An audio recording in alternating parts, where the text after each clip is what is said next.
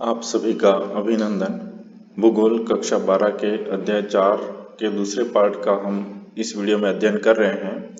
विश्व जनसंख्या संरचना, वर्ल्ड पॉपुलेशन स्ट्रक्चर, इस पर बात कर रहे हैं। इससे पहले हम जनसंख्या संरचना के प्रमुख जो घटक हैं उनको हम देख चुके हैं और इन घटकों में से आयु संरचना और लिंगानुपात, इन पर हम पहले भाग में बात भी कर चुके हैं। इस भाग में हम इसके अन्य 3 घटक जो हैं जनसंख्या संगठन, साक्षरता, व्यावसायिक संरचना, इन पर विशेष रूप से बात करते हैं। जनसंख्या संगठन, इसके अंतर्गत हम किसी देश की नगरीय और ग्रामीण जनसंख्या के अनुपात को लेते हैं।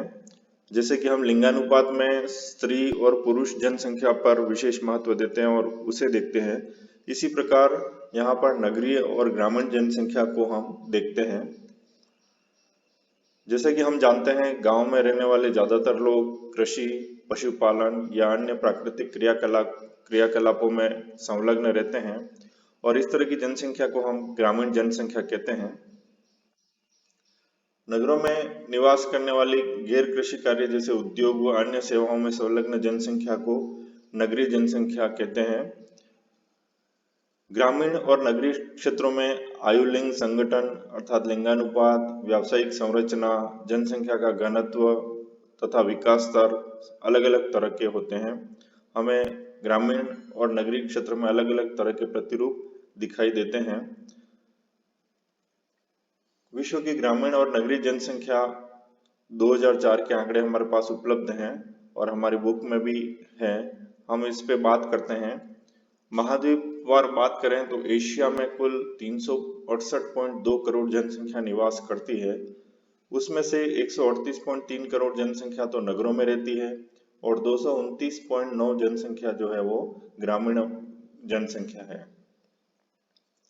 प्रतिशत के हिसाब से अगर देखें तो एशिया की 38% जनसंख्या नगरीय और 62% जनसंख्या जो है वो ग्रामीण है।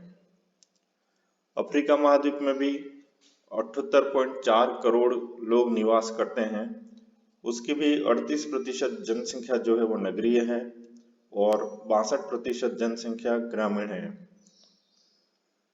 यूरोप महाद्वीप में 75% नगरीय जनसंख्या है और 25% ग्रामीण जनसंख्या।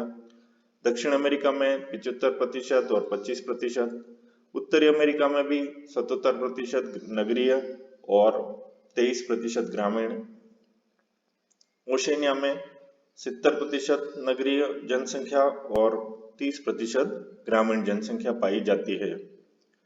हम इस नगरीय और ग्रामीण जनसंख्या के प्रतिरूप को द्विदंड आलेख से देखते हैं। आलेख से हमें स्पष्ट जानकारी बहुत जल्दी प्राप्त हो जाती है। जनसंख्या प्रतिशत के जो आंकड़े हमने अभी पहले टेबल में देखे, उसके आधार पर इस ग्राफ को बनाया गया है। जैसा कि देख रहे हैं, एशिया महाद्वीप में 38%, यहाँ जो रेड कलर का बार है पहला, वो नगरीय जनसंख्या को दिखा रहा है और जो येलो कलर का बार है वो ग्रामीण जनसंख्या को दर्शा रहा है। ग्राफ को देखने से स्पष्ट पता चल रहा है कि यूरोप और दक्षिण अमेरिका में जहां 75% नगरीय जनसंख्या है वहां पर, और उत्तरी अमेरिका में तो 77% नगरीय जनसंख्या है, वहीं पर एशिया और अफ्रीका जैसे महाद्वीपों में ग्रामीण जनसंख्या का प्रतिशत अधिक है। नगरीय जनसंख्या की विशेषताओं को देखते हैं। विश्व की कुल जनसंख्या का 50% भाग है वो नगरों में निवास करता है। विश्व स्तर पर नगरीय जनसंख्या में प्रतिवर्ष 6 करोड़ की वृद्धि होती है, लेकिन ग्रामीण जनसंख्या वृद्धि से ये 3 गुना ज्यादा है। एशिया और अफ्रीका महाद्वीप में मात्र 38% जनसंख्या नगरों में रहती है, वहीं उत्तरी अमेरिका और पश्चिमी यूरोपीय देशों में 75 से 78% जनसंख्या नगरों में रहती है। नगरीय जनसंख्या वृद्धि प्रतिशत को हम देखते हैं। 1800 ईस्वी तक विश्व की केवल 2.5% जनसंख्या नगरों में रहती थी और 1960 में बढ़कर यह आंकड़ा 35% पर पहुंच गया। 1999 तक आते आते नगरीय जनसंख्या 45% हुई और 2004 तक 50% से अधिक अर्थात आधी से अधिक आबादी जो है वो नगरों में निवास करने लगी है। 1960 से 2000 तक नगरीय जनसंख्या 80 करोड़ से बढ़कर 290 करोड़ हो गई और यह 3 गुनी से भी ज्यादा वृद्धि है। जबकि इस समय में ही देखें हम तो विश्व की कुल जनसंख्या में मात्र दुगुनी वृद्धि हुई अर्थात 3 अरब से 6 अरब हुई थी। अनुमान है कि 2025 तक विश्व की 61% जनसंख्या नगरों में रहने लगेगी और एक प्रक्षेपण ये भी बताता है कि 2030 तक नगरीय जनसंख्या 8 अरब तक भी बढ़ सकती है। संपूर्ण विश्व में ग्रामीण और नगरीय जनसंख्या के वितरण में बहुत ही असमानता पाई जाती है। विकासशील देशों में एक और महत्वपूर्ण लक्षण विशेषता हमको दिखाई देने लगी है, वो है बड़े बड़े नगरों की संख्या में वृद्धि होना। नगरीय जनसंख्या के वितरण के अनुसार विश्व में वितरण को हम वर्गीकृत करते हैं। किस तरह से वर्गीकरण कर सकते हैं? उच्च नगरीय जनसंख्या वाले देश, मध्यम नगरीय जनसंख्या वाले देश और न्यून नगरीय जनसंख्या वाले देश के रूप में हम इस तरह का वर्गीकरण करते हैं। बात करते हैं उच्च नगरीय जनसंख्या वाले देश और इस वर्ग के अंतर्गत हम जहां 60% से ज्यादा जनसंख्या नगरों में रहती है उन देशों को लेते हैं और इसके उदाहरण हैं संयुक्त राज्य America, Canada, Mexico, Brazil, Australia, New Zealand, Japan, Singapore, Argentina और यूरोपीय महाद्वीप के अधिकांश देश इस तरह के वर्ग में आते हैं जहां जनसंख्या का नगरीय जनसंख्या का प्रतिशत है वो बहुत ही उच्च है। अब बात करते हैं मध्यम नगरीय जनसंख्या की। इस वर्ग में हम उन देशों को लेते हैं जहां 40 से 60% तक जनसंख्या जो है वो नगरों में रहती है और इसके उदाहरण हैं चीन, इंडोनेशिया, दक्षिण अफ्रीका, मिस्र, वेनेजुएला, क्यूबा, जमैका और हैती जैसे देश इसके अंतर्गत आते हैं। फिर बात करते हैं हम तीसरे तरह के देश जहां न्यून नगरीय जनसंख्या निवास करती है, जहां 40% से भी कम जनसंख्या है वो नगरों में रहती है। इसके उदाहरण हैं भारत, पाकिस्तान, बांग्लादेश, नेपाल, दक्षिण पूर्वी एशिया, अफ्रीका महाद्वीप के अधिकांश देश आदि। साक्षरता एवं साक्षरता दर अगला घटक है हमारा जनसंख्या संरचना का। अब इसको हम देखते हैं साक्षरता का क्या रोल है और क्या है साक्षरता। साक्षरता द्वारा जनसंख्या के गुणात्मक पहलुओं का विशेष रूप से अध्ययन किया जाता है। क्वालिटी पता चलती है इससे जनसंख्या की। यह प्रदेश के सामाजिक आर्थिक विकास का भी विश्वसनीय और यथार्थ सूचक होता है। विश्व स्तर पर साक्षरता दर में अत्यधिक विभिन्नता पाई जाती है और साक्षरता दर क्या है इसे हम यह देखते हैं। कुल जनसंख्या के उस प्रतिशत को हम साक्षरता दर कहते हैं जिसमें 7 वर्ष या अधिक आयु के लोग दैनिक जीवन में पढ़ लिख कर एक दूसरे को आराम से समझ सकें, समझा सकें। साक्षरता संबंधी मुख्य बिंदु और देखते हैं। उसके अंतर्गत मानव विकास सूचकांक के निर्धारण में साक्षरता को सामाजिक, सांस्कृतिक, आर्थिक और राजनीतिक उन्नति का विश्वसनीय सूचक माना जाता है। वास्तव में गरीबी उन्मूलन, कृषि विकास, अंतर्राष्ट्रीय संबंध इन सभी के लिए साक्षरता बहुत ही एक आवश्यक जरूरी तत्व है और साक्षरता जनसंख्या के प्रजनन, मृत्यु दर, गत्यात्मकता तथा व्यवसाय आदि पक्षों को भी प्रभावित करती है। साक्षरता को किसी समाज में उन्नति के उपयुक्त अवसर प्राप्ति का प्रमुख स्रोत भी माना गया है और किसी क्षेत्र के संपूर्ण सामाजिक आर्थिक व्यक्तित्व के ज्ञान हेतु साक्षरता का महत्व बहुत अधिक है। इससे हमें किसी समाज का संपूर्ण पिक्चर स्पष्ट रूप से दिखाई देता है। साक्षरता दर को प्रभावित करने वाले कारक कौन कौन से हैं उसके ऊपर हम विशेष बात करते हैं। आर्थिक और विकास का स्तर किसी प्रदेश का किस तरह का है डिपेंड करता है उस पर साक्षरता दर। नगरीकरण और जीवन स्तर, उस एरिया, उस प्रदेश की महिलाओं की सामाजिक स्थिति और वहाँ की सरकारी नीतियां और विभिन्न सुविधाएं, ये सभी साक्षरता दर को प्रभावित करते हैं।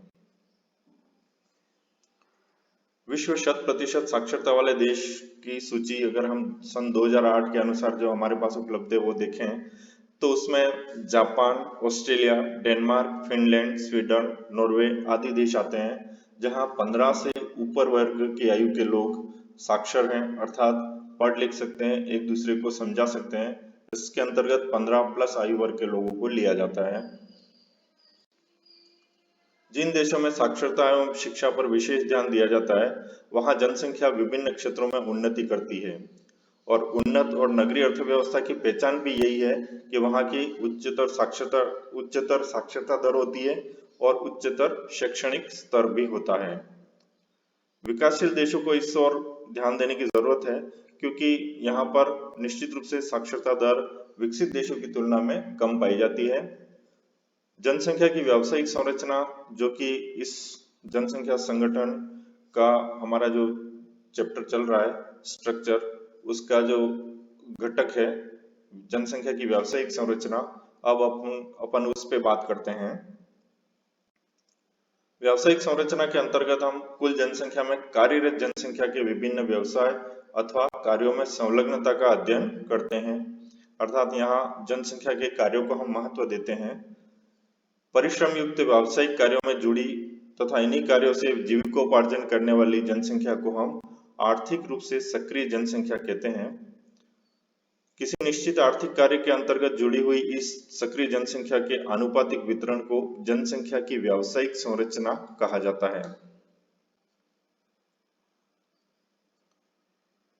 संयुक्त राष्ट्र के अनुसार कई प्रकार के व्यावसायिक वर्ग होते हैं, जैसे कृषि, वानिकी, आखेट, मत्स्य पालन, पशुपालन, खनन, उत्खनन, विनिर्माण उद्योग, निर्माण उद्योग, बिजली, गैस, जल एवं स्वास्थ्य सेवाएं, वाणिज्य, परिवहन, भंडारण और संचार सेवाएं तथा इस तरह के इसके अलावा भी अन्य अवर्गीकृत व्यवसाय बहुत सारे हो सकते हैं।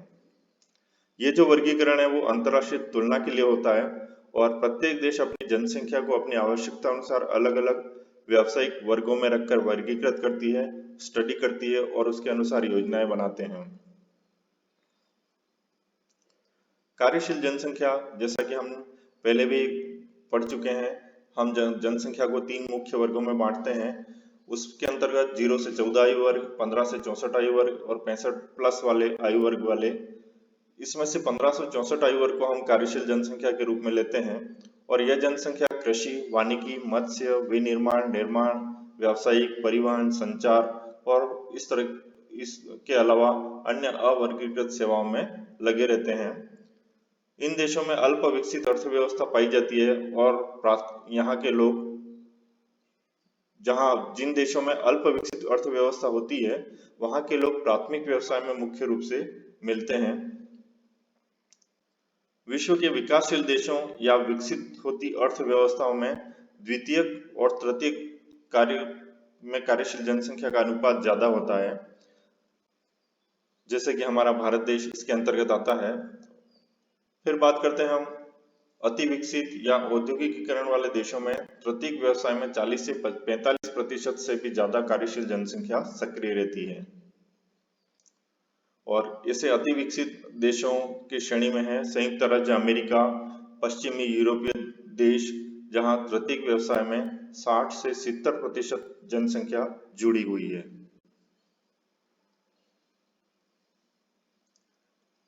कार्यशील जनसंख्या की आगे बात करें तो चतुर्थक व्यवसाय हम देखते हैं। हम इन व्यवसायों को अलग एक चैप्टर में भी पढ़ेंगे।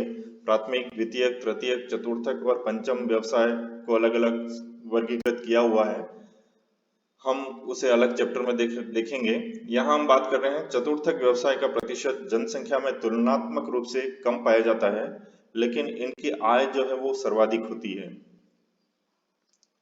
इस व्यवसाय से संबंधित जो लोग हैं वो अपने विचारों, शोध कार्यों आदि से समय को गतिशीलता प्रदान करते हैं। मूल रूप से वास्तव में जो आगे शोध और जो नए आविष्कार खोजे जाते हैं उस तरह की जनसंख्या यही होती है और इसीलिए इनका सबसे अधिक महत्व भी होता है और भविष्य को ये आगे नई दिशा देते हैं। इसलिए यह जनसंख्या चतुर्थक व्यवसाय वाली जनसंख्या जो है वो बहुत कम है, लेकिन इनका आय है वो सर्वाधिक होती है। इस पाठ को भी हमने 2 पार्ट में बनाया है। आप दूसरे पार्ट को यहाँ देख रहे हैं। पार्ट 1 को देखने के लिए सब्सक्राइब कीजिए और लाइक कीजिए।